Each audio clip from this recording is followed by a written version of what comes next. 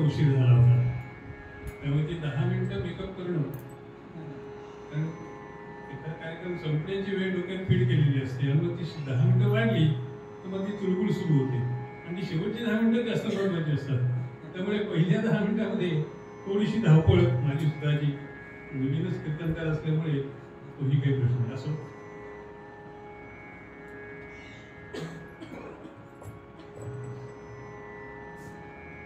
ज्ञानेश्वर माऊलींचा अभंग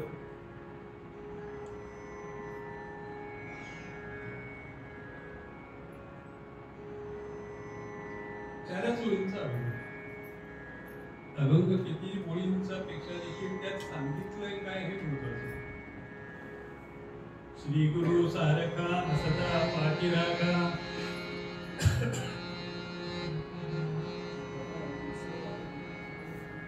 श्री गुरु सारखा सदा पाठी राखा, इतरांचा रेखा पूर्ण करी, राजयाची कांता काय भीक मागे, जयाची आयोगे नाची आयोगे सुखी व्हावे, कल्पतरू तळवती जो कुणी बैसना, आयोगे त्याला सांगा तुझी, ज्ञानदेव बळे तरलो तरलो आता उद्धरलो श्री गुरु. पहिल्या तीन ओळी सरळ आहेत, पण कुठल्याही अभंगामध्ये दोन पुढच्या पहिल्या ओळीनंतरच्या जे काही 2-3 ओळी असतात त्या दृष्टांत दिलेले असतात. हे असं आहे म्हणून असं आहे, हे असं आहे म्हणून असं आहे. आणि शेवट मात्र त्या सगळ्या अभंगाचं सार असतं, नेमकं काय सांग. श्री गुरु सारखा सदा पाठी राखा, इतरांचा लेखा करू. एकदा जर का गुरुबळ आपल्या मागे असेल, सद्गुरूंचं जर का आपल्यावरती कृपादृष्टी असेल, तर आपल्याला कुठल्याही प्रकारची अडचण येण्याचं कारण नाही, घाबरण्याचं कारण नाही. मग गुरु काय करतो तर गुरु तत्व हे तुम्हाला तुमचं कर्माची फळं तर आपल्याला आपली भोगायचीच आहे, पण ती भोगताना जे सामर्थ्य लागतं, जे मार्ग लागतो, जी उपासना लागते, ती उपासना दाखवण्याचं काम हे श्री गुरु करतात. आता आपण साधारणपणे जे काही बोलता बोलता म्हणतो ते गुरुजींपासून सुरुवात होते, नाही का. आपण अगदी जन्माला आल्यावरती पहिले गुरु आपले आई वडील, मातृदेवो भव पितृदेवो भव आचार्य देवो भव. मातृपितृ बरोबरच त्यावेळेचे आपले असलेले कुटुंबीय. पूर्वी वाडा संस्कृती होती, त्यामुळे वाड्यातली सगळी मंडळी, सगळे सिनियर, लहानपणी कौतुक करणार, मोठेपणी ओरडणार.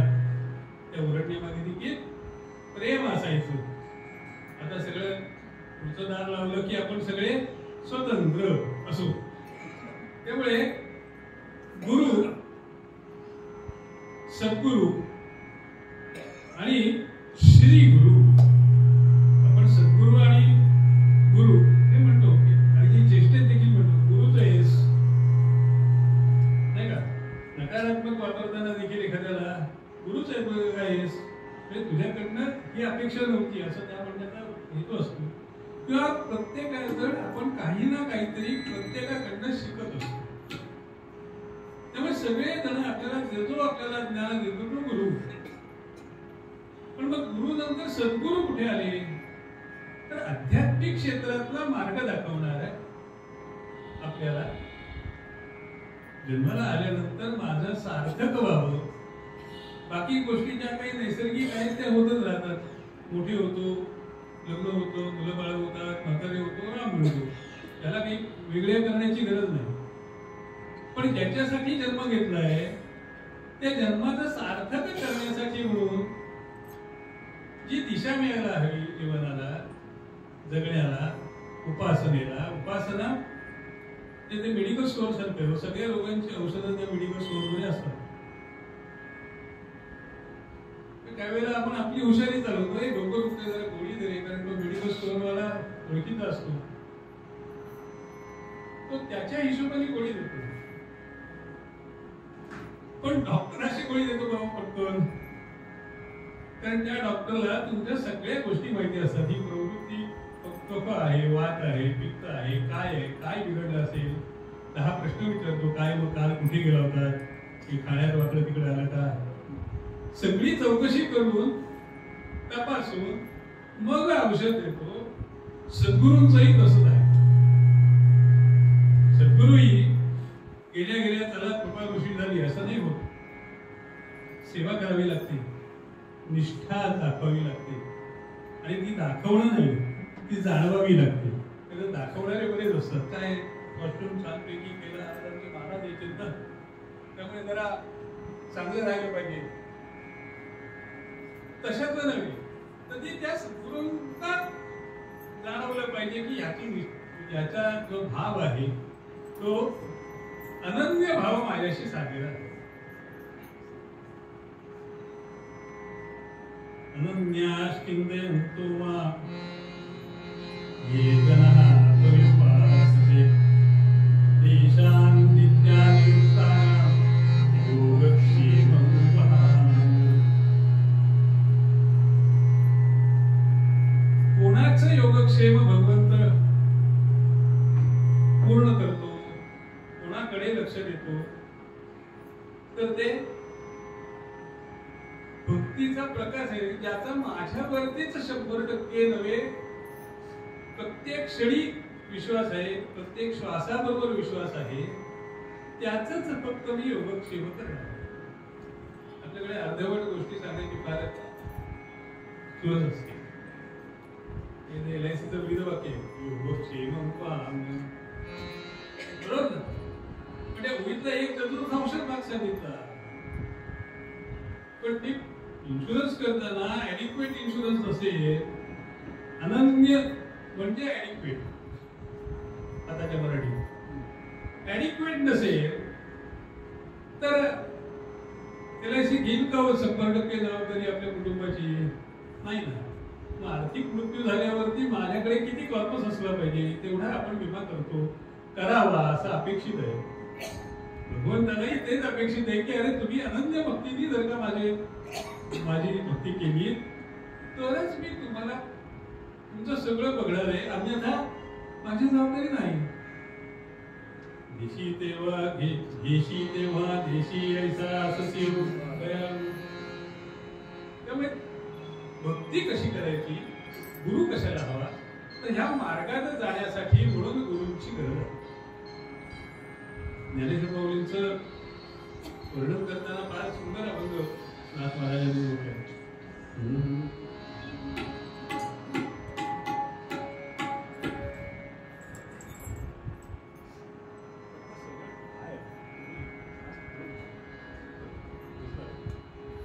कैवल्याचा पुतळा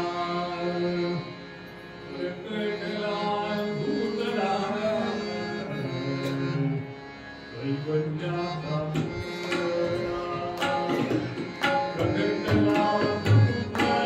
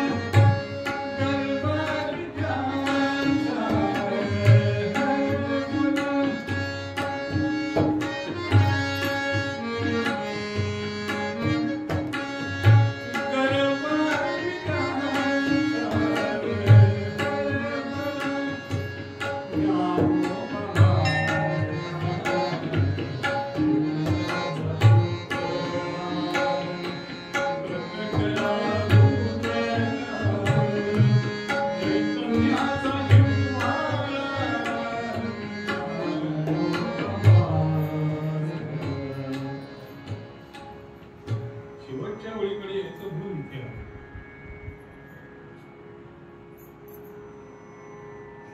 पहिल्या ओळीत बघितलं, श्री गुरु सारखा सदा पाठीला काय कराम का म्हणतो राजाची भार्या काय भीक मागे मनाची आजुगे. राजाच्या बायकोला काय पडलं, नुसतं तोंडातनं शब्द बाहेर येण्याच्या आधी सुद्धा तिला पाहून ती गोष्ट मिळू शकते, कारण पूर्णपणे राजाचंच बळ तिच्या मागे होत असतं. कल्पतरू तळवटी तो कोणी बैसला काय म्हणे त्याला कल्पतरू. आपण काय नारळाच्या झाडाला कल्पतरू म्हणतो, तसं कल्पतरू म्हणजे जी जी काही इच्छा आपल्या मनात असेल ती पूर्ण करणारं झाड ही एक काल्पनिक गोष्ट असावी. पण त्याच्या खाली जर का बसलोय आणि आपण म्हटलं की अमुक एक गोष्ट हवी आहे, तर ती तो पुरं करणारच आहे. एक छोटीशी गोष्ट आठवली तुम्ही सांगतो. एक पांढरस्त असतो, भर दुपारी एका झाडाखाली विश्रांतीसाठी थांबतो. बराच चालून आलेला असतो, म्हणतो पाच झालं, आता जरा विश्रांती घ्यावी, एक 10 मिनिटं थांबावं. आणि त्याच्या मनात येतं की आता जर काही थंड पाणी प्यायला जातं काय फार सुरेख होईल. आणि तो बघतोय तो समोर माठ छानपैकी गार पाण्याने भरलेला. बाबा म्हणतो, पांडुरंगा तुला किती रे काळजी माझी. पूर्णपणे पाणी पितो, थंड होतो, सुधा वाटते. पण मध्यान्ह झालेली, तहान लागली तरी पोटाची खळगी काही भरलेली नाही. आणि दुपारची भूक ही काही पाण्याने भरण्यासारखी गोष्ट नाही. पाणी दिलं ना, त्यांनी जेवण दिलं तर काय सुरेख इथे नैसर्गिक वातावरणात बसून आपल्याला जीवनाचा अनुभव घेता येईल. पंचपक्वान्नाचं ताट समोर आलं, यथेच्छ जेवला आणि म्हणाले की जेवण झाल्यावरती जसं डोकं ठिकाणावरती आलं, म्हणजे अरे ही भूताटकी नसेल ना, येऊन मला खाल्लं तर. समोर अक्षर समोर उभा राहिला आणि त्याचं जे काही पुढे व्हायचं झालं. सद्गुरु किंवा गुरु हे इथे आवश्यक असतात की एक तर तुम्ही काय करा, त्याच्यापेक्षा देखील काय करू नका हे सांगा. एकदा काय करू नये कळलं की उरलेलं करायला हरकत नाही. कल्पतरू तळवटी जो कोणी बैसला काय म्हणे त्याला सांगे ज्ञान देव म्हणे तरलो तरलो आता उधरलो श्री गुरु. या आता शब्दावरती मी अडकलो.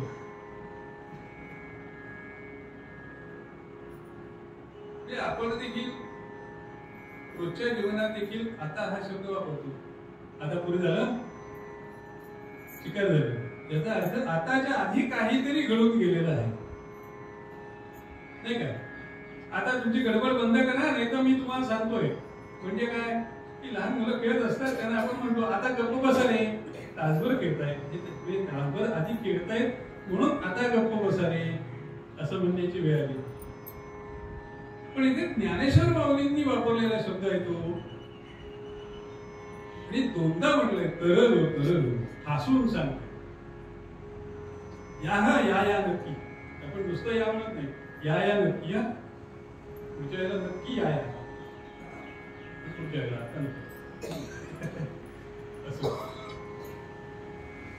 आता हा शब्द 2 वेळेला प्रकर्षाने आपल्याला ज्ञानेश्वर माऊलींच्या काव्यामध्ये दिसतो, अभंगामध्ये दिसतो. आता विश्वास मते देवी, इथेही आता शब्द वापरलेले आणि इथेही आता शब्द वापरले. आता तर उद्धरलो श्री गुरु. आणि मग आपण आता सामान्यतः समाज त्याच्याकडनं जे शिक्षण घेतो तेही गुरु सगळे, आई वडिलांपासून सुरुवात करून शिक्षकांपर्यंत शिक्षकांपासून आध्यात्मिक गुरु, मग हे श्री गुरु हे आणखीन एक सुपरलेटिव्ह डिग्री ज्याला म्हणतात. तसं सद्गुरू आहेत ठीक आहे, पण सद्गुरू आणि श्री गुरु, तर अध्यात्मातला ते गुरु हे जेव्हा तुमची ती पातळी पूर्ण गाठता आणि तुम्ही पुढच्या प्रवासाला निघता, तेव्हा तुमच्या बरोबर ते असतात. गुरुतत्व तुमच्या बरोबर असतं. देहाने नसले ते तरी ते त्या संकल्पाने मनाने हे तुमच्या बरोबर असतात आणि तिथलाही मार्ग सुकर करण्याचं काम हे गुरु करतात, श्री गुरु करतात. असं माझं ठिकाण बघा. ज्ञानेश्वर माऊलींच्या समाधीच्या वेळेला निवृत्तीनाथांनी आणून ज्ञानेश्वर माऊलींना परवानगी देऊन स्वतः विठ्ठलाने त्यांना समाधी स्थळी आणून बसवले.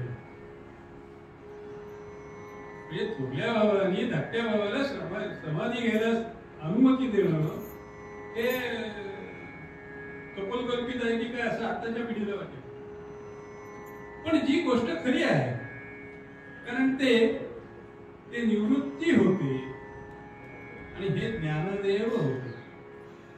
त्यामुळे निवृत्ती ही वृत्तीतली निवृत्ती ती आपली जात नाही. आपण सामान्य माणसं नाही का. त्यामुळे श्रीगुरु सारखा असता बाकीरा इतरांचा लेखा होय. आपल्याला या गोष्टी कायमच लक्षात येत असतात. आपण म्हणतो एकदा एक सामान्य मित्र, अरे एकदा गुरुगुरु केलं पाहिजे रे आपल्याला. आपल्याला गुरुगुरु करायचं म्हणजे काय एखाद्या वकिलाकडे जाऊन वकीलपत्रावर सही करायच्या सारखं काम आहे का? की तुम्हाला पॉवर ऑफ अटर्नी दिली, आता तुम्ही माझं काय असेल ते योग क्षेम बघा, अशातलं नाही. तू काय करतोस, आपण काय करतो. आपण भगवंतानी हे केलं असं जोपर्यंत म्हणत नाही, माझ्यातला मी संपत नाही. अगदी जोरांनी म्हणतो मी तू कोणाची झाली बोळवण, पण ती बोळवण होत नाही ना. इथे देखील तू मैमय चालू असतं.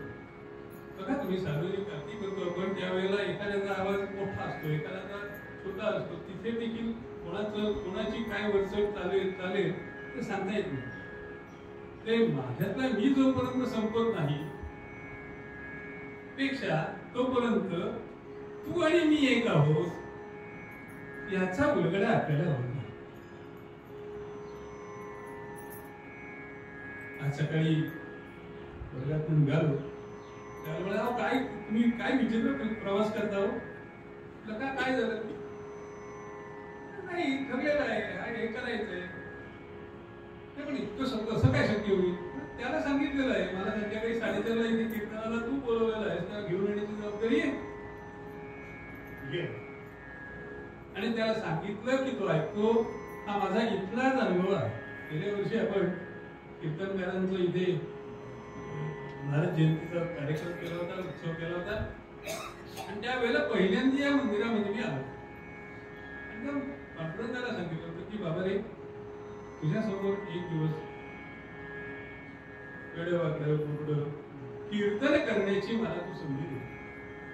आणि आचार्य श्रीनाथांचा फोन आला, त्यामुळे आजचा हा घेऊन जाऊ.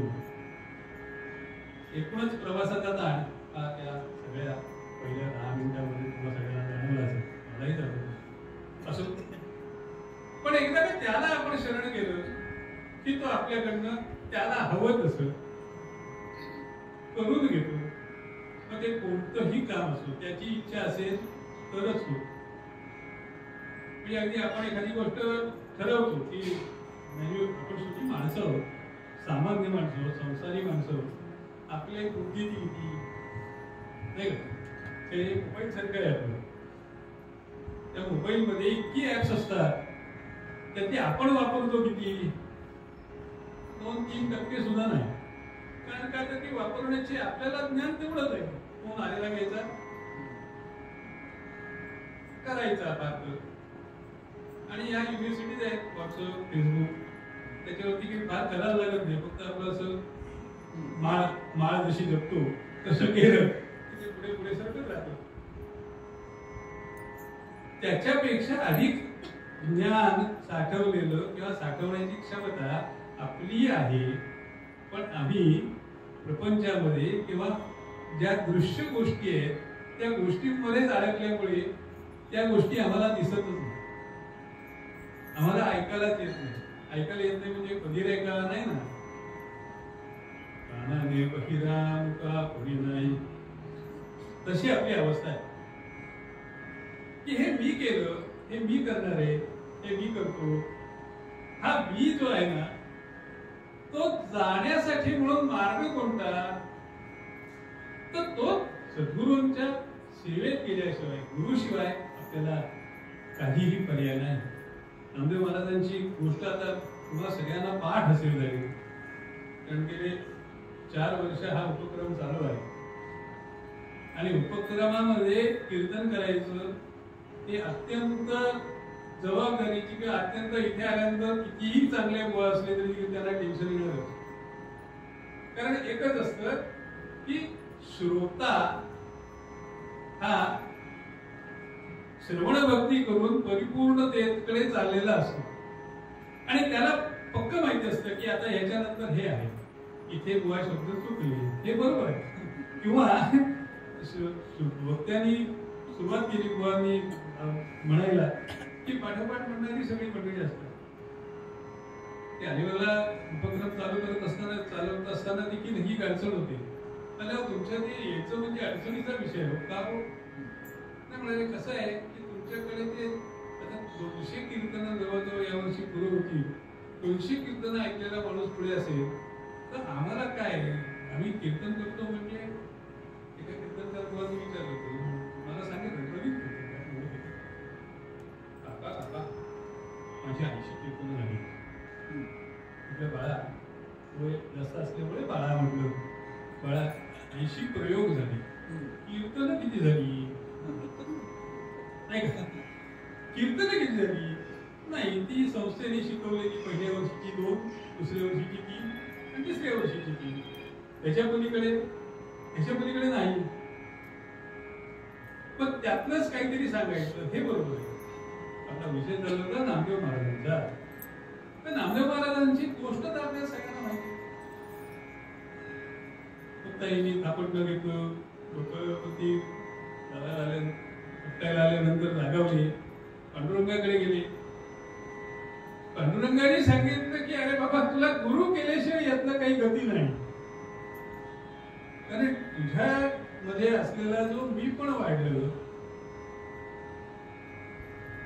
हे काही बाबतीमध्ये असत नाही. साहेब काय आपल्या बरोबर रोज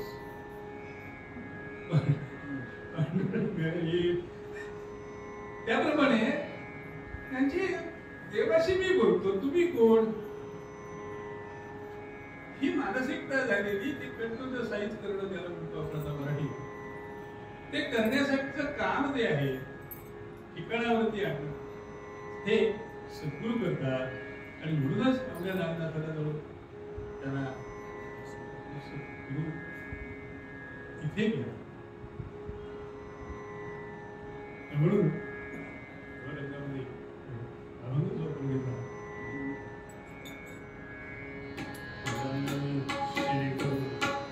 श्री गुरु सारखा,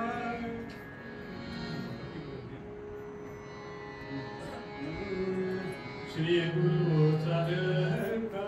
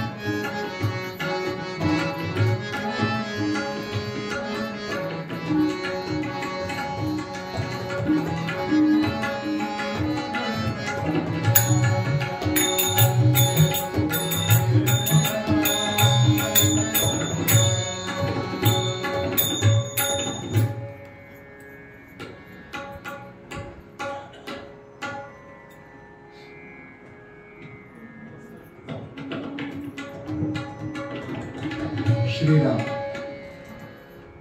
आपल्या उपक्रमामध्ये आजची कीर्तन सेवा हे आमच्या रायगड कीर्तन संकुलामधल्या ज्येष्ठ कीर्तनकारांपैकी हे खरं तर ते म्हटले तसं वयाने सगळ्यांना आशीर्वाद देणाऱ्या कीर्तनकार जे आमच्या संकुलातले त्याच्यापैकी ते एक. आणि ते कीर्तनकार म्हणून जेवढे उभे राहतात तेवढेच कुशल संघटकही आहे. रायगड कीर्तन संकुलाला सुद्धा एकत्र बांधणाऱ्यांपैकी जे दोघे तिघे त्याच्यामधले स्वतः आजचे कीर्तनकार हरिभक्तीपरायण महेश्वर बुवा, त्यांना अनेक जण महेश बुवा म्हणतात पण मूळचं नाव महेश्वर बुवा देशमुख, अलिबागला असतात. अखिल भारतीय विद्यार्थी परिषद, राष्ट्रीय स्वयंसेवक संघ यांच्या मुशीतनं तयार झालेलं नेतृत्व आणि त्यामुळे कुशल संघटक म्हणून का पुढे येऊ शकले याचा आता अंदाज सगळ्यांना येईलच. कमळ नागरी पतसंस्था जी आहे, ज्याच्या रायगड जिल्ह्यामध्ये सर्वात मोठी पतसंस्था म्हणून नावलौकिक आणि भरपूर शाखा आहेत, त्याच्या फार मोठमोठ्या पदांवर त्यांनी काम केलेलं आहे. आणि आज त्यांच्या काही जे 3-4 जण मूळचे होते त्यांच्यामुळे ती पतसंस्था खऱ्या अर्थाने नावारूपाला आली. महेश बुवा काणेंच्याकडे जे नामवंत कीर्तनकार आहेत त्यांच्याकडे त्यांच्या कीर्तनाच्या प्रशिक्षणाची सुरुवात झाली होती.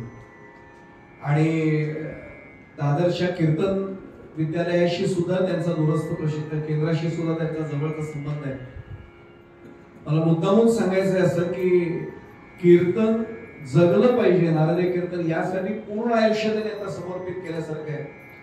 जसं त्यांनी आता सांगितलं की 200च्या वर कीर्तनं अलिबागला जी झाली त्याचं अगदी जाहीरपणाने मी पांडुरंगाच्या साक्षीने, माझ्या सद्गुरूंच्या साक्षीने ते देतात अनेकांना श्रेय, पण मी श्रेय महेश बुवांना देतो. या वर्षी एकट्या वर्षी 36 कीर्तनं त्यांच्यामुळे अलिबागच्या त्या विठ्ठल मंदिरामध्ये झाली. त्यामुळे आता सुद्धा पुढच्या 3 ते 4 वर्षांची कीर्तनकारांची सगळी यादी ही त्यांच्याकडे पूर्ण तयार आहे. म्हणजे अनेक जण त्यांना सांगतात की विठ्ठल मंदिरात आमचंही कीर्तन ठेवा, इतकी त्यांची ती व्यवस्था सगळी लागलेली आहे. आज या निमित्ताने महेश्वर बुवांचं पहिल्यांदाच मंदिरात येणं झालं आणि खरं सांगायचं तर ते मनाने अत्यंत ताजेतवाने आहेत पण शरीराने खूप प्रवास करून आलेत. आता सुद्धा ते 2 दिवसाच्या वर्गात रामभाऊ माळगे प्रबोधिनीत होते. काल रात्रीपर्यंत त्यांचा वर्ग होता, आज ते तिथून निघाले आणि दुपारी ते गुळसोंद्याला त्यांचे मित्र देखील इथे आलेत. अलिबागला त्यांच्याबरोबर एकत्र शिकलेले, त्यांच्याबरोबर ते इथे आणि त्यांच्या जावई बापूंच्या बरोबर ते इथे आले. त्यामुळे सतत प्रवासात राहून उभे राहून ते आज गादीवर उभे आहेत. आणि त्यांच्या वयाचा विचार करता मी एवढंच सांगेन, महेश बुवांचे एवढं आमच्यासारखेच वय झाल्यावर आम्ही गादीवर तरी उभे राहू की नाही आम्हाला शंका आहे. महेश बुवा ती मोकळेपणाने सांगतो त्या वयात सुद्धा आम्ही गादीवर उभे राहू की नाही इथपासून शंका आहे. पण अत्यंत उत्साहाने नारदीय कीर्तन परंपरा टिकली पाहिजे, जगली पाहिजे यासाठी ध्येय घेऊन ते उभे. महेश बुवा संस्थांच्या वतीने, रायगड कीर्तन संकुलाच्या वतीने, आमच्या समूहाच्या वतीने आपलं हार्दिक स्वागत आणि धन्यवाद. येत्या पुढच्या महिन्यात 2 तारखेची कीर्तन सेवा आपल्या सर्वांच्या परिचयाच्या हरिभक्तीपरायण आसावरीतही काळे या करणार आहेत. आणि आणखीन एक मला सूचना करायला सांगितलेली आहे की सद्गुरू वामनबुवा ब्रह्मचारी पुण्यतिथी निमित्त 3 फेब्रुवारीला श्रीरामबुवा ठोसर जे आमच्या कीर्तन संकुलातलेच एक सदस्य आहेत त्यांची प्रवचन सेवा वैजनाथच्या मंदिरामध्ये होईल. आज विशेष मला अजून एक धन्यवाद द्यायचे, उजव्या बाजूला जे आपले खरे मूळचे कर्जतकर आहेत पण हल्ली ते दुबईकर झाल्यासारखे झाले. दुबई आणि ऑस्ट्रेलियातच ते जास्त असतात, आमच्या वाट्याला कमी येतात. पण मला आनंद आहे धनंजय की या निमित्ताने तुझं येणं झालं. आणि धनंजय बद्दल मी काय सांगणार, वयाच्या लहान वयामध्ये 14व्या 13व्या वर्षात 9वीत असताना सर्वप्रथम सज्जनगडावर भीमसेन जोशींबरोबर जे साथीला बसले होते असे कलाकार इथे बसले. आणि त्यामुळे अनेक कीर्तनकारांना माझ्या सकट सगळ्या कीर्तनकारांना त्यांनी महाराष्ट्रात वाजवलंय असं मी नेहमी म्हणतो. पण आज आपला योग होता म्हणून ते कर्जतमध्ये होते आणि आम्ही त्यांना विनंती केली की आज धनंजय बेडेकर तुम्ही बसा. त्यामुळे धनंजय आम्ही सगळ्यांच्या वतीने तुम्हाला मुद्दामून धन्यवाद देतो. डाव्या बाजूला आपल्या हक्काची देवीची साथीदार आहेच तुम्हाला विजया पुरोहित. त्यामुळे या दोन्ही साथीदारांना देखील मनापासून धन्यवाद देतो. आणि बुवा आपण संघटक म्हणून मुद्दामून इथे या मंदिराविषयी आम्हाला सांगायचं, आमच्या सोहमची सुद्धा तीच भावना आहे की असं मंदिर आणि असे विश्वस्त आमच्या मागे खंबीरपणे उभे आहेत. आणि त्यामुळे हे औपचारिकपणे मी बोलत नाही, सर्व विश्वस्तेने बसले त्यांना मुद्दामून सांगतो की मनापासून मला वाटतं आम्ही दोन्ही सोहम समूहाचे इथे जे सदस्य आहेत, इथे महिला सदस्यही इथे उपस्थित आहेत, ते सगळे माझ्याशी सहमत होतील की अत्यंत चांगलं असं ज्याला आमच्या मागे भक्कमपणे उभं राहून सहकार्य म्हणतो ते या मंदिराचं नेहमी असतं. त्यामुळे या मंदिराच्या विषयीची कृतज्ञता पुन्हा एकदा महेश बुवांच्या साक्षीने व्यक्त करतो आणि आपण सर्व देवतुल्य मायबाप श्रोते आपल्या चरणी पुन्हा एकदा दंडवत करतो आणि पुन्हा सगळी सूत्र. हा, एक महत्वाची सूचना मला अनेकांनी नंतर मागच्या वेळी कारोडकर काकांपासून सगळ्यांच्याकडनं विचारणा झाली की आपली सगळी कीर्तनं आपण जतन करून ठेवले. माझं जे श्रीराम पुरोहित नावाचं युट्यूब चॅनल आहे त्या चॅनलवर जर आपण गेलात तर गेल्या अनेक महिन्यांमध्ये सगळी कीर्तनं दिनांकासकट आपण ते रेकॉर्ड राहील अशीच व्यवस्था केली आणि नवीन पिढीकडनं सूचना पण आली की त्याची एक लिस्ट पण वेगळी करा म्हणून. तीही त्यांच्याकडनंच नवीन पिढीकडनं मी घेईन मार्गदर्शन आणि आपली एक वेगळी प्लेलिस्ट त्याच्यावर युट्यूबवर त्या चॅनलवर येईल. माझी विनंती आहे की श्रीराम पुरोहित चॅनल घरी गेल्यावर मुद्दाम सबस्क्राईब करा. त्याच्यावर सगळी कीर्तनं जवळजवळ अगदी नारायण जयंतीची पण दोन्ही कीर्तनं त्याच्यात आपण घेतले. कर्वेबुवांचे कीर्तन आहे, अवनी गद्रे आलं होतं त्यांचेही कीर्तन त्याच्यात आहे. ही सगळी कीर्तन आपल्याला केव्हाही पुन्हा ऐकता येतील. त्यामुळे ती एक सूचना राहिली होती. पुन्हा एकदा सूत्र महेश बुवांकडे. महेश बुवा मनापासून नमस्कार आणि धन्यवाद.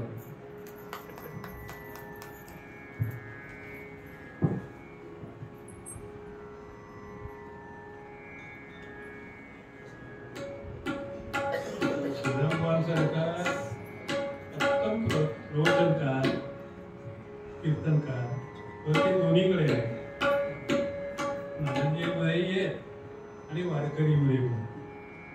आणि त्यामुळे अशा समोर बसला म्हटलं की इथे कुलूप उभा राहतो ना आमच्यासारखा नवोदित, त्याला नक्की दम लागल्याशिवाय राहतो. असो इथे ज्यावेळेला यायचा फोन आला त्यावेळेला खरोखरच आनंद झाला की 2018 साली अलिबागला ज्यावेळेला आम्ही हा उपक्रम सुरू केला एकादशी कीर्तन तो पराव होतो सगळं. साठी शांत झाल्यानंतर विचार केला की आता आपण काय काय केलं नाही, तर त्याच्यात असं आलं की कीर्तन हे आपला विषय राहिला नाही. पण डोंगरी बुवांना आमच्या म्हटलं की बुवा मला एक कीर्तन करायचं. तर म्हणाले का हो एकदम. अरे असं नाही, वरती गेल्यावरती विचारतील टिकमात मारतील ना, हे केलं का केलं, ते केलं का केलं, ते केलं. कीर्तन नाही केलं जा खाती परत. कीर्तन हा विषय पुढे करू मग काय शिल्लक राहील ते पुढे एका लोक घेतले. पहिल्या कीर्तनाला नवविधा भक्तीचा श्लोक ऐकायला मिळाला तर त्याचे पहिले 2च शब्द मला लक्षात राहिले, पुढचे काही राहिले नाही. आता शिकलो तो श्लोक, पण श्रवणम कीर्तन म्हटलं हे चांगलं आहे. श्रवणम कीर्तन मग ते कसं मिळणार. श्रवण तर कीर्तन श्रवण करायचं, तर ते युट्यूबवरच करायचं नाही, तर ते लाईव्ह करायचंय, भगवंताच्या चरणी बसून करायचं. मग त्यासाठी कीर्तन झालं पाहिजे. मग काय करता येईल. तालुक्यात 6 कीर्तनकार आहेत, 24 एकादशा, प्रत्येकाची 4-4 कीर्तन ठेवली चालेल. म्हणजे 100% मला कीर्तन ऐकायला मिळावं म्हणून तो उपक्रम जन्माला आला. आणि त्याचं आता एकादशी कीर्तन उपक्रम ते चॅनल आहे, त्या चॅनलच्या मागच्याच एकादशीच्या आसपास 1000च्या वरती सबस्क्रायबर गेले. काय काय या उपक्रमात थोडस पालळ होईल, परंतु त्याचं अन्य ठिकाणी आपल्या प्रयत्नातून हा उपक्रम चालू व्हावा. काय काय होतं तर आमच्याकडे 240 जणांचा ग्रुप आहे, व्हॉट्सअप ग्रुप, की ज्यांना त्याचं नोटिफिकेशन जातं. त्या वेळेला आम्ही आता तुमच्याकडे काही जणांना येत असतं त्यांना ते लगेच लक्षात येतं की हा एकादशी आली वाटते. एका एकादशीला आमच्या फार्महाऊसचा जो केअरटेकर आहे तो म्हणाला साहेब रविवारी एकादशी आली.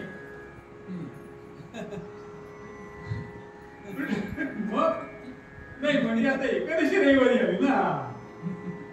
प्रश्न किती आहे ते आपण हसून दिलं बरोबर आहे, आपल्याला हसायला येणार, पण त्या एका माणसाचं अपक्ष खाण्याचं पाप आपल्या त्या एका मेसेजमुळे कळलं तरी त्याचंही पूर्ण त्या उपक्रमाला सांगण्यासारखं एवढंच की हे उपक्रम प्रत्येक तालुकास्थानी किंवा प्रत्येक जिल्हास्थानी व्हावे यासाठी प्रयत्न आहे.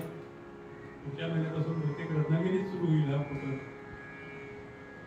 श्रोत्यांना एक ठीक आहे ना, 10,000 वस्ती आहे, 25,000 वस्ती आहे, पण त्यातले 100 जण असे आहेत ना की त्यांना कीर्तन ऐकायचंय, नारदीय कीर्तन ऐकायचंय, वारकरी कीर्तन ऐकायचंय, हरिपाठ ऐकायचंय.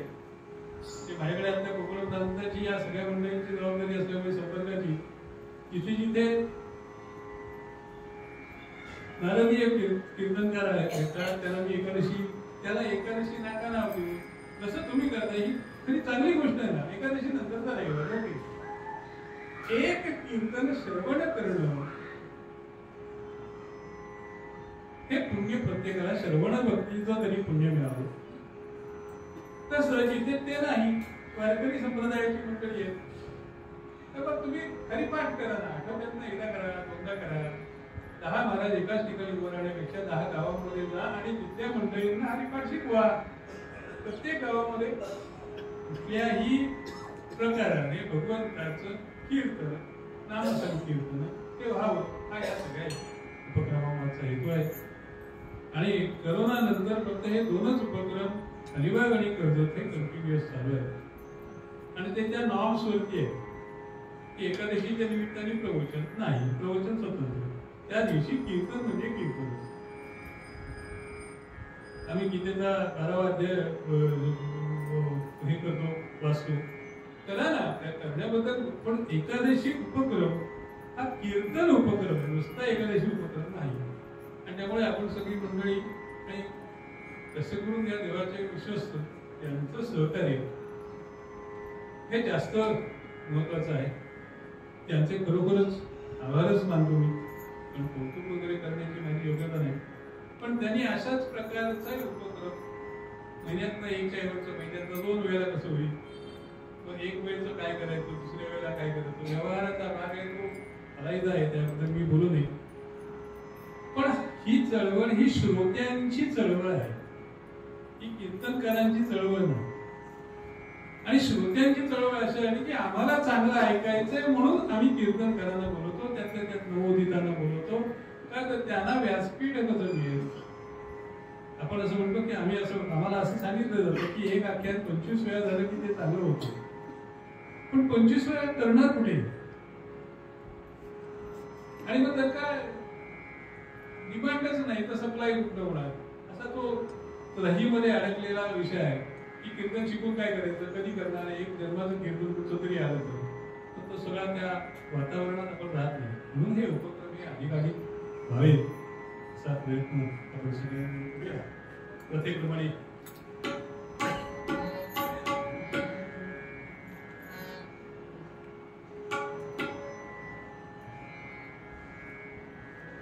सगळ्यांनी नमस्कार करूया आणि नंतर मग सुरुवात करू.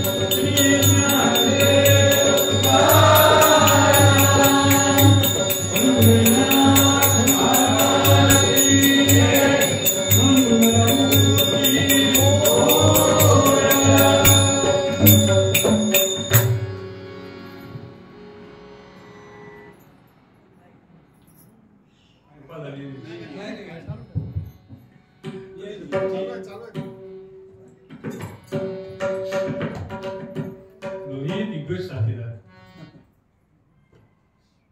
आणि म्हणजे मी ओळख करून देताना म्हणतो सर्वदृष्ट्या अशिक्षित म्हणजे काय प्रथम वर्ष द्वितीय वर्ष तृतीय वर्ष काही झालेलं नाही.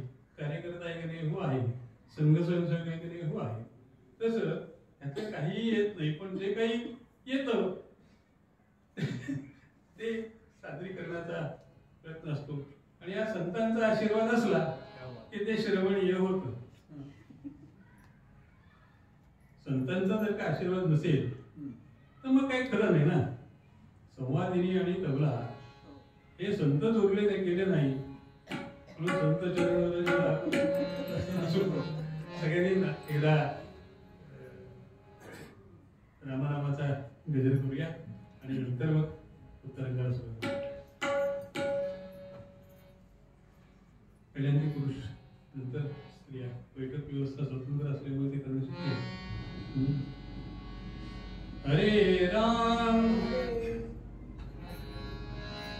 हरे राम हरे राम हरे राम हरे राम राम राम हरे हरे राम राम हरे हरे हरे कृष्ण हरे कृष्ण हरे कृष्ण कृष्ण कृष्ण हरे हरे कृष्ण कृष्ण हरे हरे राम हरे राम राम राम हरे हरे राम राम हरे हरे कृष्ण कृष्ण कृष्ण हरे हरे मंगलमूर्ति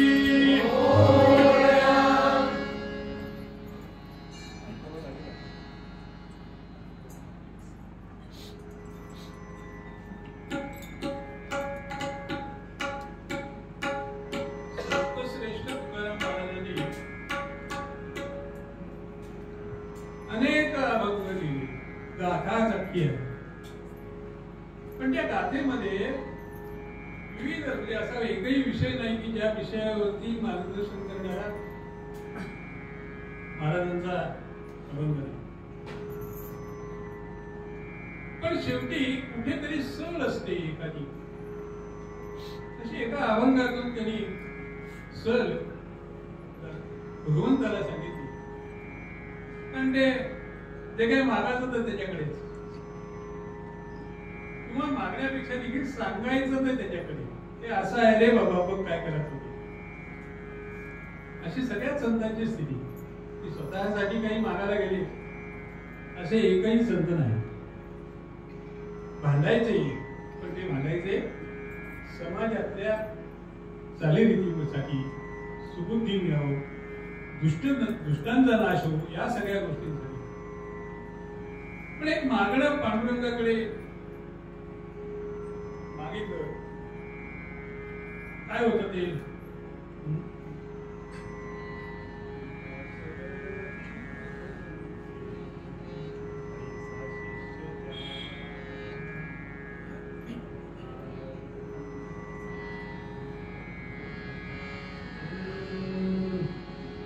कृपा करावी भगवंते ऐसा शिष्य द्यावा माते.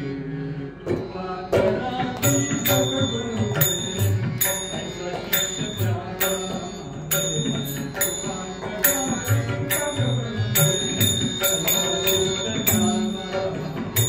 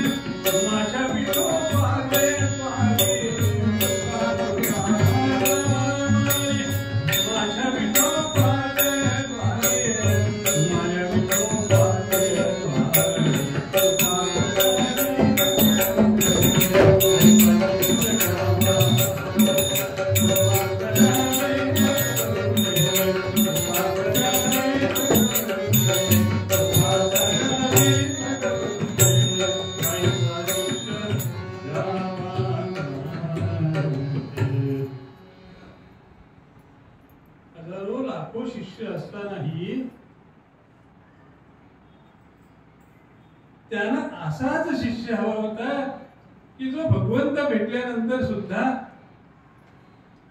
तुकाराम महाराजांचंच कौतुक करेल, तुकाराम महाराजांना स्मरण करेल. भक्त आणि भगवंत आणि गुरु एकत्र आल्यानंतर गुरुचं स्मरण पहिला नमस्कार गुरुला, नंतर भगवंताला, हे आपण सगळ्यांनी इतक्या वर्षात ऐकलेलंच असेल, त्याचं परत पुनरावृत्ती करत नाही. पण अशी मागणी केली आणि ही मागणी जवळजवळ तुकाराम महाराजांच्या पश्चात 200-250 वर्षांनंतरची पूर्तता करतो. म्हणजे एक असा भक्त निर्माण करायला भगवंताला देखील 200 वर्ष लागली हो. कोण होता तो भगवंत? शिष्य मुकुंदपंत.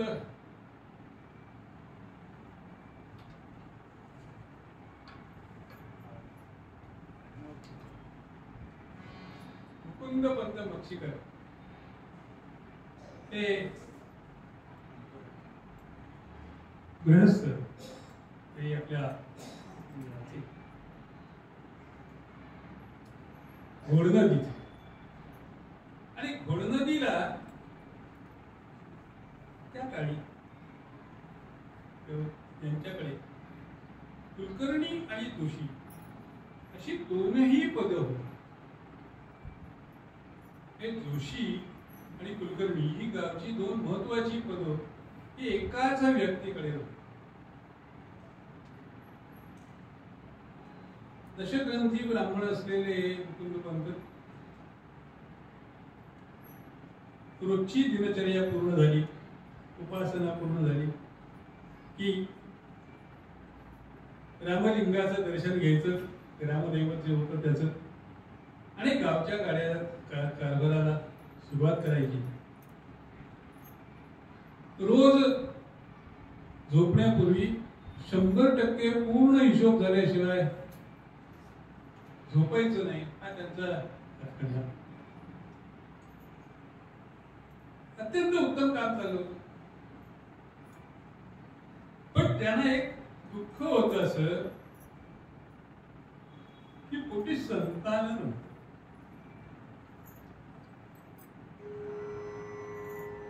पोटी संतान नव्हतं, आणि संतान नाही म्हटलं की काय दुःख असतं, ते जावे ज्याच्या वंशात. म्हणजे किती समाजात अशा जोडप्यांना हिणवलं जातं,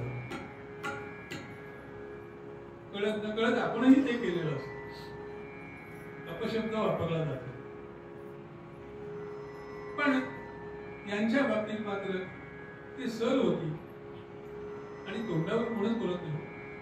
अशा गोष्टी मागणच बोलल्या जातात.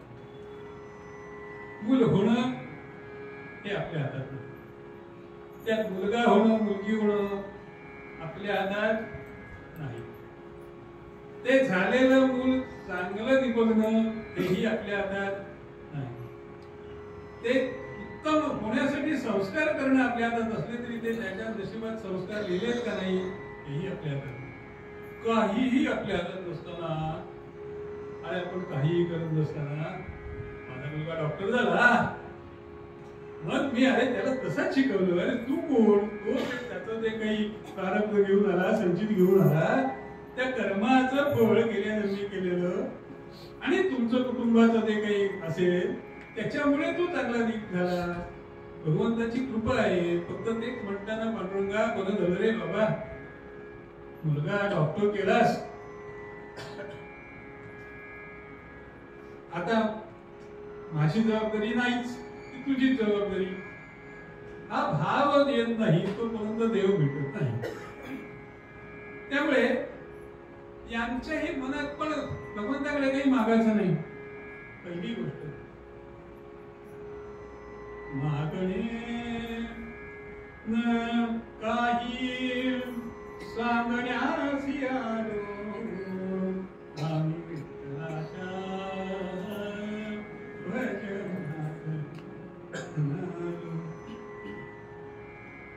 पंढरपुराला वाणीने जायचं. ज्ञानेश्वर माऊलींनी ज्या संप्रदायाची पाया रचला इथे पहिली गोष्ट काय सांगितली तर यार तर ते काय कशासाठी या दर्शनासाठी या मागायच्यासाठी काही येऊ नका. तुम्ही मागाल तेवढंच मिळेल. भगवंताला अधिक द्यायचं असलं तर तो तुमचं योगक्षेम पाहणार आहे ना. त्यामुळे वारीला जाणं ही त्यांच्या मक्षीकरांच्या कुटुंबाची एक कुटुंबाचे मधले आपण ज्याला आपण घरातला संस्कार म्हणतो तसं पिढ्यानपिढ्या पण अपत्य नाही. एक दिवशी माऊलींनी त्यांच्या पत्नीनी म्हटलं की अहो तुम्ही रामलिंगाची एवढी सेवा करता आपण एवढं चांगलं व्रतवैकल्य करतोय पण तरी सुद्धा आपल्याला अपत्य नाही. त्या माझ्यासाठी तुम्ही रामलिंगाकडे एक अपत्य मागा एक पुत्ररत्न मला दे अशी मागत देणं न देणं त्याच्या हाती. दुसऱ्या दिवशी सकाळी उठल्यावर अन्य प्रवृत्तीवरती रामलिंगाकडे त्या दर्शनाला गेले. त्याला डोळ्यात पाणी आलेलं होतं. आपण कधी कोणाकडे काही मागितलं नाही आणि आज मात्र स्वतःसाठी काहीतरी स्वतःच्या सुखासाठी आपण काहीतरी मागणार होतो. दगदगत राहते आहे आणि भगवंताला सांगितलं की बाबा रे एक मूल आम्हाला होऊन दे की जेणेकरून संसार नावाचा जो काही त्या वेळीवरती एक फूल फुलून दे अशी पत्नीची इच्छा आहे. त्यामुळे तिचं तरी म्हणणं पूर्ण कर. झालं काही दिवस गेले काही दिवस गेले योग्य वेळेला त्यांना एक पुत्ररत्न प्राप्त झालं पण ते रामलिंगाच्या दृष्टांताने झालं. स्वप्नात भगवान शंकराने दृष्टांत दिला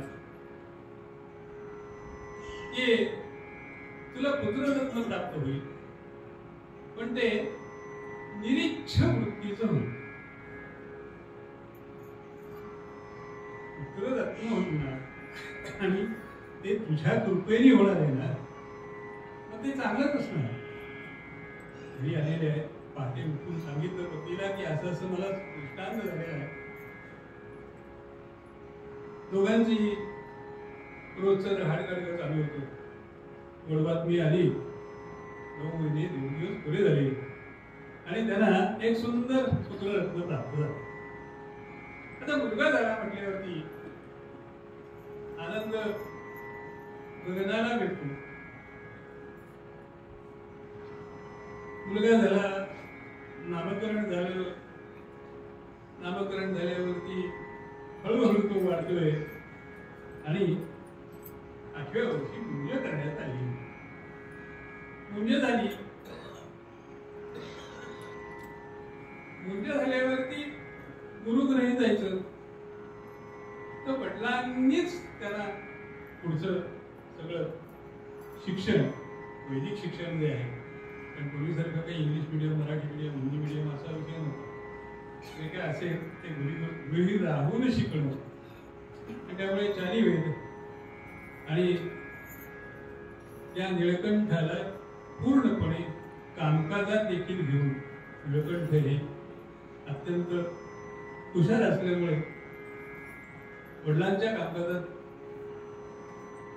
मदत करू लागले. होता होता होता होता लग्नाचं वय झालं. एकतर उशिराने झालेलं पुत्ररत्न ही जबाबदारी एकदा आपण पूर्ण करावी म्हणजे आपण मोकळे झालो. मोकळे झालो म्हणजे आपण भगवंताच्या सेवेसाठी मोकळे झालो. मोकळे झालो म्हणजे चला आता माझा काही संबंध नाही अशा तर निळकंठाचं लग्न झालं आणि लग्न झाल्यावर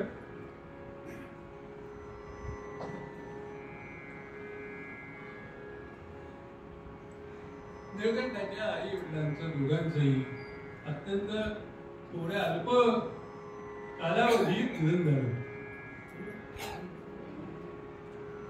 माता गेली पिताई गेला,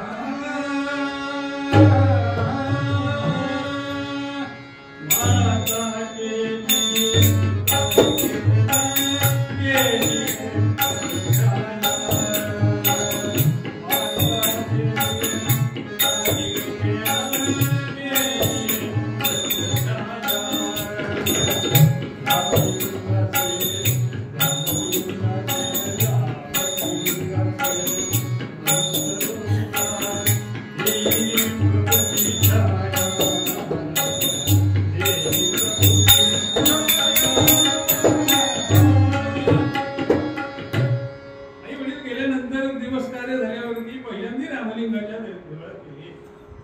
बैठा गेली आणि म्हणाले की आता बाबा हे जे काही माझ्यावर जबाबदारी एकदम आकाश कोसळलेलं आहे ते आकाश कोसळलेलं असलेलं मला तुम्हीच मार्गदर्शन करा भगवंता. माझ्याच्याने काही होणार नाही, मी लहान आहे, पण वडिलांनी जसं शिकवलं आहे तशी दिनचर्या ही निळकंठांनी चालू केली. पण असं त्या जे कुटुंब असतं की आई वडील गेले आणि एक पद दोन्ही पद ह्या पोराकडे पोटुकी आलीच ना. कालचा पोटू त्याला दोषी पण काय करणार, कुलकर्णी एक ठीक आहे असं चर्चा गावात सुरू झाली. आणि मग पत्र बहादर असतात, त्या पत्र बहादरांनी बादशाला पत्र पाठवलं की हे हिशोबात काहीतरी आम्हाला हेराफेरी वाटते, तेव्हा या निळकंठांची चौकशी व्हावी. आता चौकशी व्हावी असं मिळाल्यानंतर कुठच्याही राजाला, कुठच्याही अधिकाऱ्याला आपल्या हाताखालच्याची चौकशी अर्ज आला की फार दुर्गुत्य होता, कसा सापडला है ना. लगेच आता याला बघतोच, इतके दिवस उड्या मारत होता, आता बघतो रे मी कुठेतरी गुंतवतो तुला, अशी साधारणपणे हे असते. आणि गंमत बघायला सगळी मंडळी असतातच. काही सापडलं की त्या पोराकडे द्यायचं का, पाटलांना पण काही कळत नाही, दोन्ही पद त्या एकाकडे आमच्यासारख्याकडे दिलं असतं ते केलं असतं आम्ही काम, असं म्हणून आपली वर्णी कशी लागेल. ते सगळीकडेच असतं, समाजातही असतं, तसंच तिथे होतं. तर एक दिवशी सकाळी चौकशी अधिकारी, सरकारी अधिकारी, सरकारी अधिकारी आले, सरकारी अधिकारी,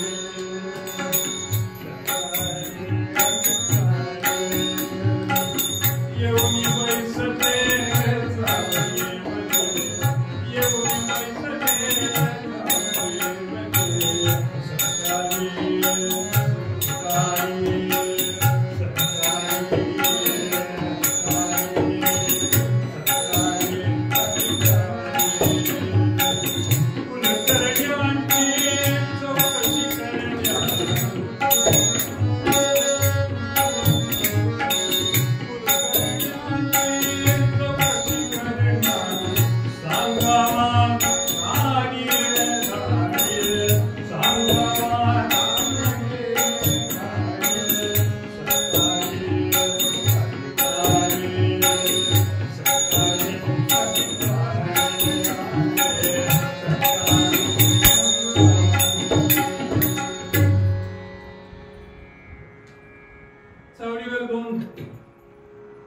बादशाची माणसं ती चौकशीसाठी मग दाखल झाली. चौकशी करण्याच्या वेळी करतो चौकशी. कोतवालाला बोलवला, काम आहे कोतवाल, मीच आहे.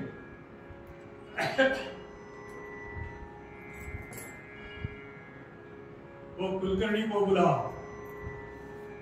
पण हे सगळं ऐकायला जी काही गावातली अशी उंचावत कोण माणसं असतात ती पहिली पोचलेली असतात.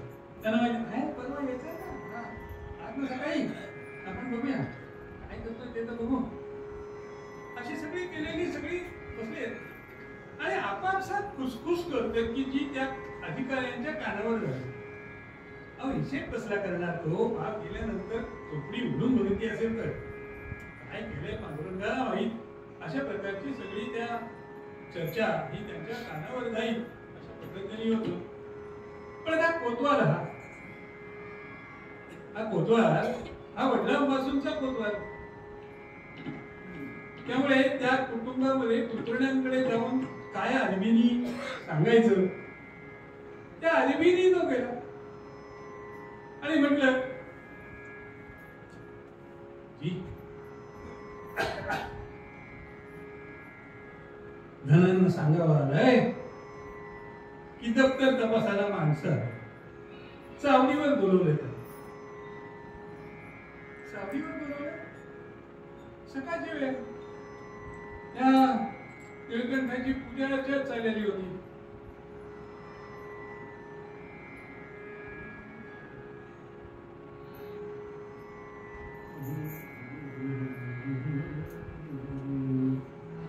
सांगे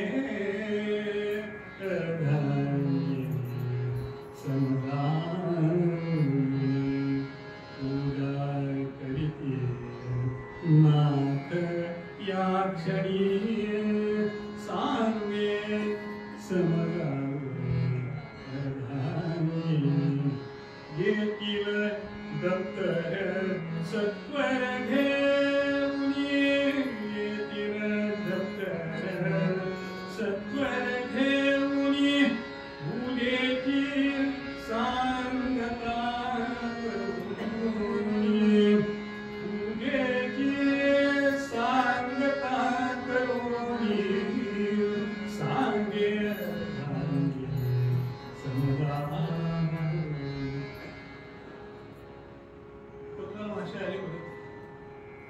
का है कुलकर्णी जी वो पूजा कर रहे हैं. पूजा होने के बाद दफ्तर लेके पूजा कर रहे हैं हरामखोर. उसको पकड़ के लाओ. तर पाचशेची माणसं ती त्यांना काय पूजा म्हणजे आणखी काफर आहे त्यांच्या दृष्टीनं. दोन सैनिक गेले दंडधारी. ओ कुलकर्णी आ जाओ. आपको समझता नहीं है. कोतवाल ने आपको बताया आप आते नहीं है. आपको पकड़ के लाने के लिए. हा आवाज घरापर्यंत गेला मात्र आणि निळकंठाच्या आवाजात परत झाला. पांडुरंगा अरे मी इतकं सात्विकपणाने तुझी सेवा करतोय आणि हे काय हे माझ्या मागे आहे. मला दोन्ही पद मिळाले जन्मतः आहे ठीक आहे. पण तू हे माझं तू मला पहिला हवास. तशीच पूजा ठेवली. नमस्कार केला. खुर्चीवरची दप्तर घेतली आणि चावडीवरती आले. निळकंठरावांनी सगळं दप्तर समोरच ठेवलंय. आता काय बघायचं ते बघा. कारण वडिलांचा संस्कार होता. झोपण्यापूर्वी सगळ्या चोपड्या या पूर्णपणे लिखाण झाल्याशिवाय झोपायचं नाही. मग ते वाजवत किती पण आपल्या भाषेत टॅडी झाल्याशिवाय झोपायचं नाही. ते क्लोज करायचं नाही आपल्या भाषेत. त्यामुळे ह्याला काही प्रॉब्लेमच नव्हता. ते कंठ बघतोय सगळीकडे कोण कोण कोण कोण ऐकायला आलंय. आपलेच आपदिष्ट आहेत. आपले सख्खे भाऊ आहेत काका आहेत. सख्खे भाऊ नव्हे काका आहेत चुलत भाऊ आहेत. अरे हा रोजचा माझा मित्र पण इथे आहे. ते काका पण दिसत आहेत. मला खिन्न राहावं. सगळी दप्तर तपासणी करता करता अर्धा तास झाला 1 तास झाला 2 तास झाले.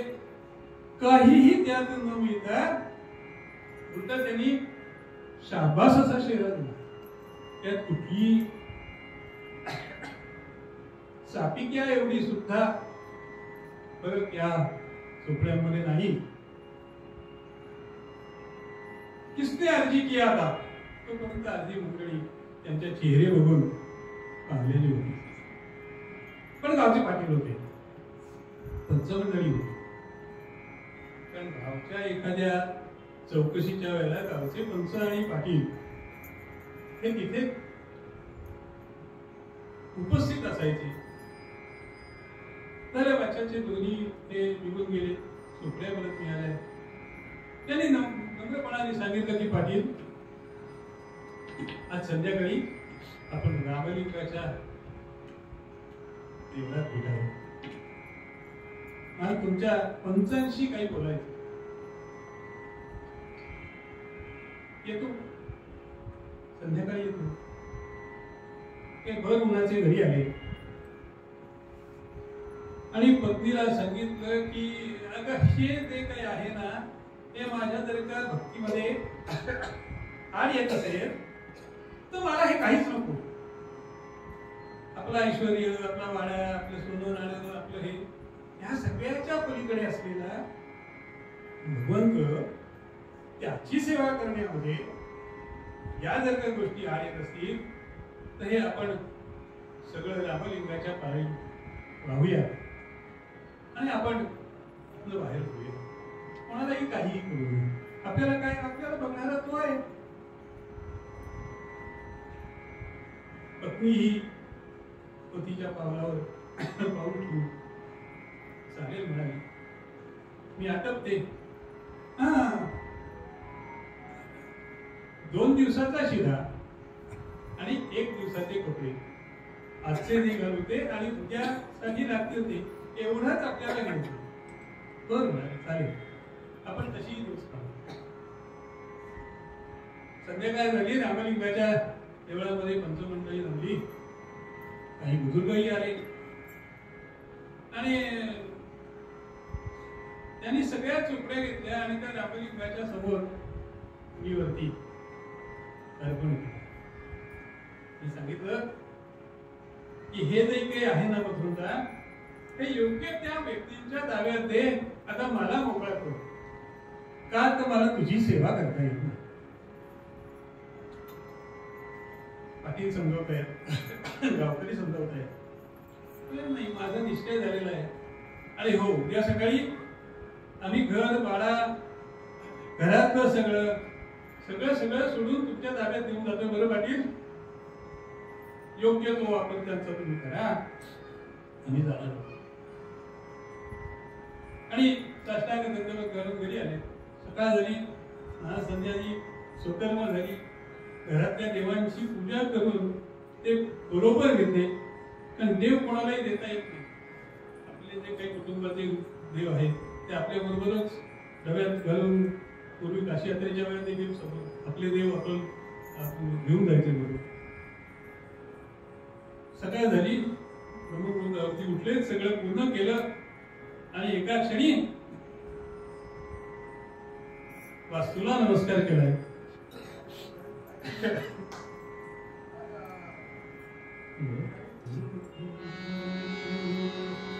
आणि निघाले. आता ते भविष्य, आता काय, सामान्य असलेला ड्रेस आहे, कपाळी अधीर लावलेला आहे आणि उभे येता निघाले.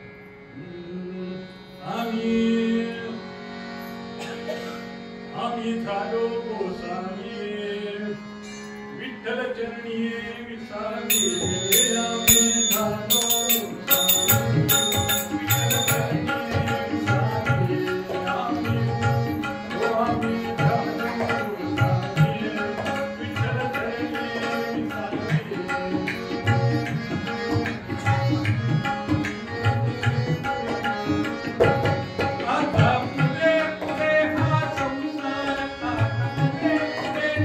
संसार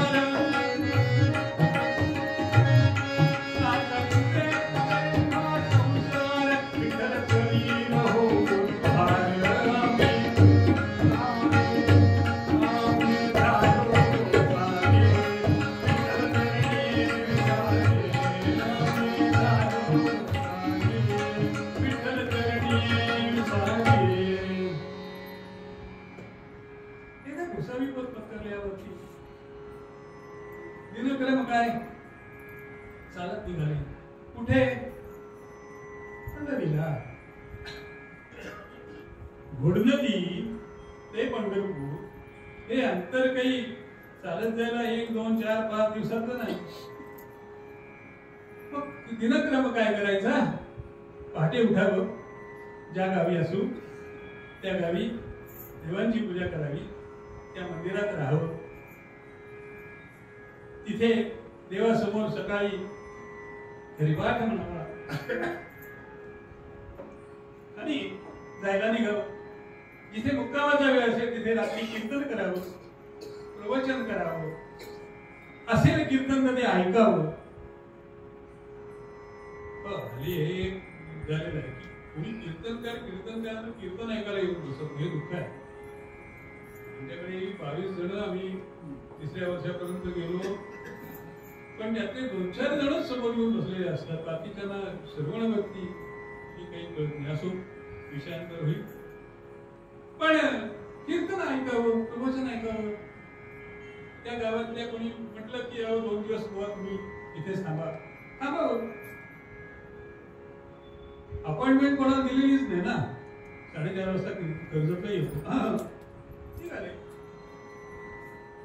असं करत करत बदल करत पारनेर क्षेत्री ज्यावेळेला आले त्यावेळेला त्या पारनेरच्या पाटलांनी मात्र सांगितलं की बुवा तुम्ही पंढरीला जा, कुठेही जा, तुमचं काही म्हणणं नाही. पण जेव्हा केव्हा तुम्हाला थांबावंसं वाटेल, राहावंसं वाटेल, तेव्हा मात्र माझ्याचकडे.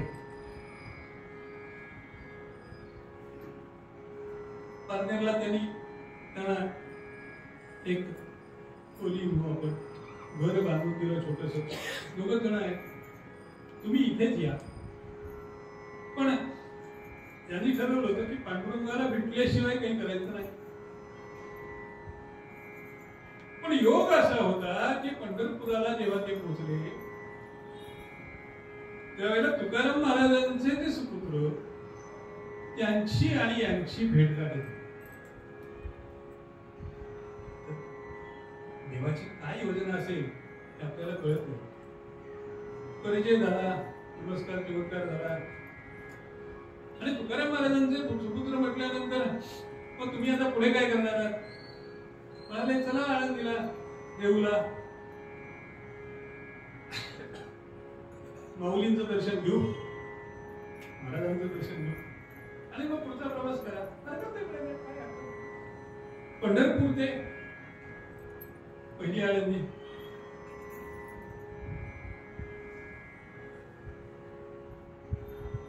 या सगळ्या प्रवासामध्ये निळकंठाला त्या दिवशी ते बाहेर पडले निळकंठ आणि कीर्तन प्रवचन करू लागले, तेव्हा लोक त्यांना निळोबा म्हणावे लागले. आणि आज आपण निळोबा महाराज म्हणतो. संत पंचकामध्ये 5व्या क्रमांकाचे, पण ज्यांचे अभंग किंवा ज्यांचं कीर्तन आख्यान हे फार ऐकायला मिळत नाही, मला तरी ऐकायला मिळत नाही. पण निरीच्छ वृत्ती असल्यामुळे, प्रसिद्धी परामुखता असल्यामुळे, पण पराकुटीची भक्ती असल्यामुळे संतपदी गेलेले त्याला कळलं की तुकाराम महाराजांच्या ज्या सगळ्या गोष्टी होत्या, कथा होत्या, आता वडिलांच्या चांगल्या गोष्टी मुलगा दुसऱ्याला सांगणारच ना. त्यात तो जर का वारेकरी असेल तर तो आपल्या महाराजाचं, सारे महाराज असतात त्यांचे देखील शिष्य किती चालतात, आमचे महाराज म्हणजे कसे नाही का. तर इथे तर प्रत्यक्ष जगद्गुरु तुकाराम महाराजांचे चिरंजीव त्यांनी निळोबांना अभंग सांगितले, कथा सांगितल्या आणि त्याचा प्रभाव इतका झाला की देहूतून परतीच्या प्रवासाच्या वेळेला त्यांना तुकाराम महाराजांचं वेड लागलं. आता वेड लागलं म्हणजे देहभान हरपून प्रत्येकाला ते विचारायचे तुकाराम महाराज कुठे होते. जो माणूस 200 वर्षापूर्वी गेलेला आहे, स्वदेह गेलेला आहे, हे ऐकलंय तरी सुद्धा विचारलं. पण जेव्हा काय याला वेडवी लागले की काय, कोणीही भेटो, झाड भेटो, फूल भेटो, पान भेटो, माणूस भेटो, वेडा असो चांगला असो, प्रत्येकाला विचारत की तुकाराम महाराज कुठे भेटतील. असं करत करत करत करत ते पारनेरला आले आणि त्यांनी निग्रह केला की आता मी थेंबर सुद्धा पाणी पिणार नाही जोपर्यंत मला तुकाराम महाराजांचं दर्शन होत नाही आणि ते मला शिष्यत्व देत नाही. नामदेव महाराजांच्या कथेमध्ये भगवंताला सांगावं लागलं की तू पहिल्यांदा गुरु कर, आणि विठोबा महाराजांच्या कथेमध्ये मात्र त्यांनी भगवंताला सांगितलेलं आहे की मला तुकाराम महाराज जर का आलायसच तर तुकाराम महाराजांची माझी गाठ घालून दे. एक दिवस झाला, 2 दिवस झाले, 7वा दिवस उजाडला. भगवंताला चिंता पडली आणि भगवंतानी त्यांना दर्शन दिलं. 7 दिवस काही अन्नाचा पोटात कण नसलेल्या माणसाच्या डोळ्यामध्ये किती प्राण असणार, पण त्या भुरकट दिसणाऱ्या याच्यातनं भगवंताचं दर्शन झाल्यावरती म्हणाले अरे हा काय वेडेपणा आहे. सदेह वैकुंठी गेलेला माणूस परत कसा येणार. त्यामुळे मी स्वतः आलोय. भगवंत शेवटपर्यंत कशी परीक्षा घेत असतो. तुला मी बोलवलंच नाही देवा, तुला मी बोलवलंच नाही. मी तुकाराम महाराजांना हाक मारतोय, त्यांनी यावं आणि मला शिष्यत्व द्यावं. आला तेस घेऊन येतोस का तुकाराम महाराजांना. भगवंताशी अशा पद्धतीने बोलण्याची हिंमत असणं हे तेवढं आहे की मी तुला बोलवलंच नाही ना, आलाच आहेस. देवानी भाव बघितला आणि तसंच वैकुंठ गमन केलं आणि तुकाराम महाराजांना सांगितलं की बाबा रे चला आता पुन्हा एकदा बोलू की जशी तुम्ही मागणी केली होती तुका तुका आका मारी माझ्या विठ्ठलाचे द्वारी. अरे द्वारी नाही, मी प्रत्यक्ष केल्यावर सुद्धा त्यांनी तुला घेऊन यायला बोलवलेलं आहे. तेव्हा त्यांना शिष्य करून घे. पांडुरंगाची आज्ञा म्हटल्यानंतर काही इलाजच नाही, आनंदही होता. आणि म्हणून तुकाराम महाराज हे विठोबांच्या स्वप्नात समोर आले, दृष्टांत दिली. स्वतःच्या मुखातील आंघोळ हे त्यांच्या हातावर दिले. आता पोलीस एखाद्या लोखंडाला लागल्यावर तसं सोनं तात्काळ लागलं, तसा तो प्रसाद ग्रहण केल्यावर जी काही ऊर्जा त्यांना मिळाली, 7 दिवसात तेवढी पाण्याचा नसलेले उठून बसले, साष्टांग दंडवत घातलाय आणि म्हटले अरे बाबा तू पांडुरंगाशीही भांडलास.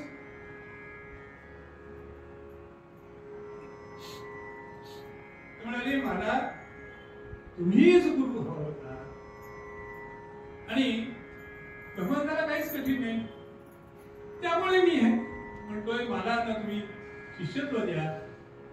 पण हे शिष्यत्व नुसतं पूर्ण नाही तर माझ्याकडे प्रसाद ग्रहणासाठी यायला हवं. बारशीला पारणं फेडायला माझ्याकडे या. महाराजांनी आशीर्वाद देऊन इंद्रधान पावले. घरी झालं, सगळेजण आनंदित होते.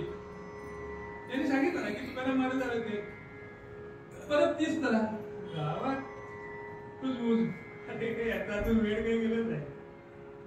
तुकाराम महाराज म्हणाले 200 वर्षापूर्वी गेलेला येते काय आणि हे एवढे काय पुण्यवान काय, काहीतरी आपले यांना रोग झाला असेल, ठीक आहे.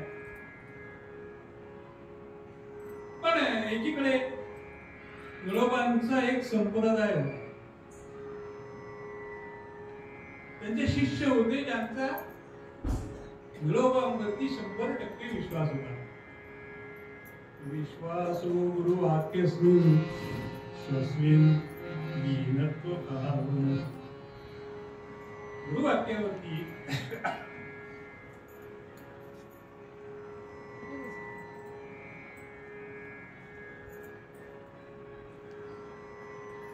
गुरूंच्या सांगण्यावरती 100% विश्वास ठेवून काम करणारा संप्रदाय असल्याने झालं एकाकडनं दुसऱ्याकडे, दुसऱ्याकडनं तिसऱ्याकडे.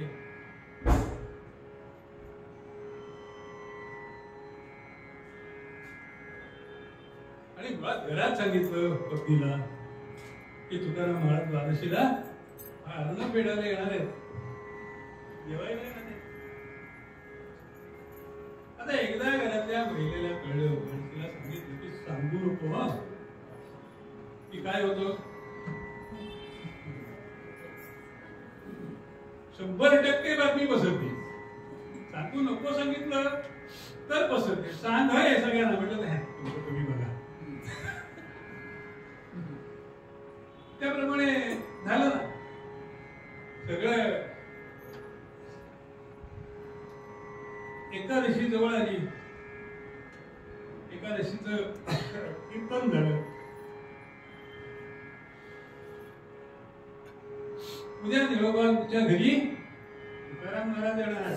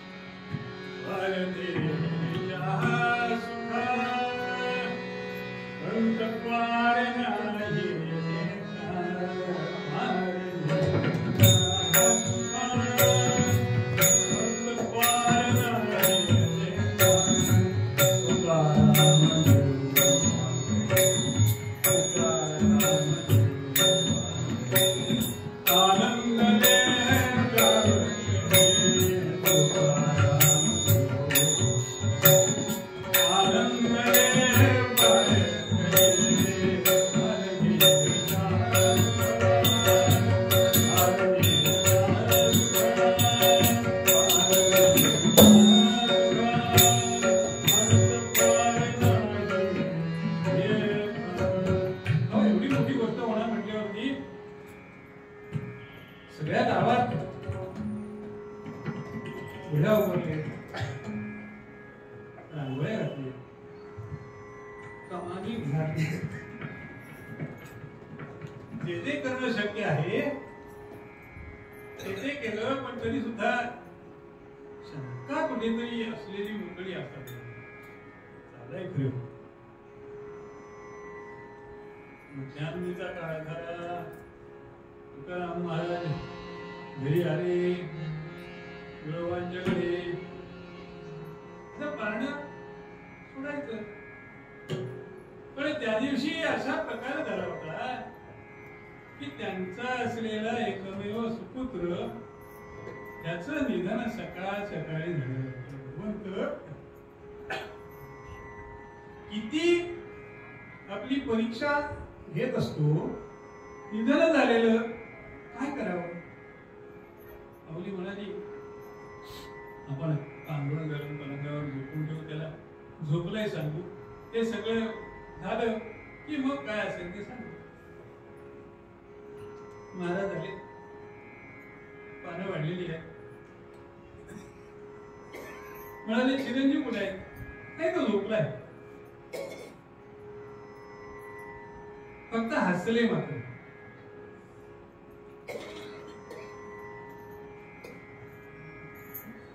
कुठे झोपलाय बघून दे म्हणून उठून गेले पर्यंतपाशी. आणि त्यांची त्याची दृष्टी त्या देहावर पडतात क्षणी हाक मारली,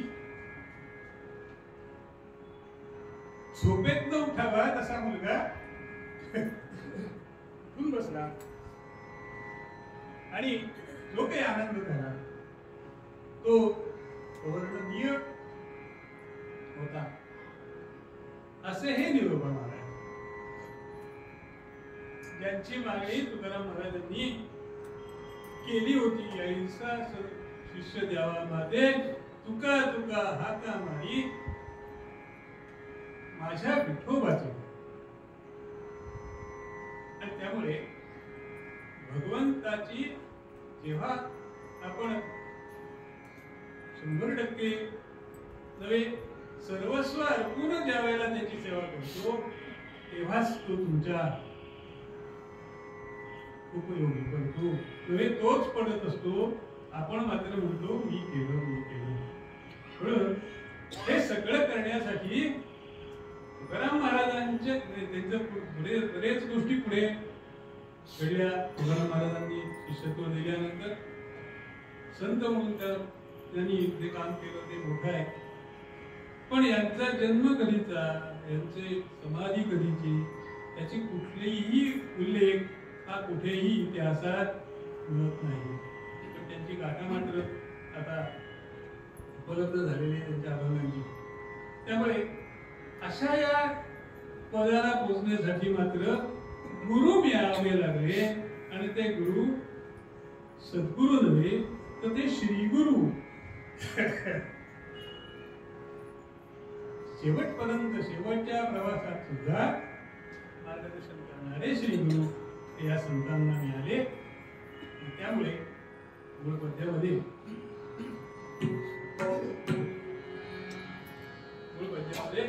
नरेंद्र माऊलींनी ते सांगितलं.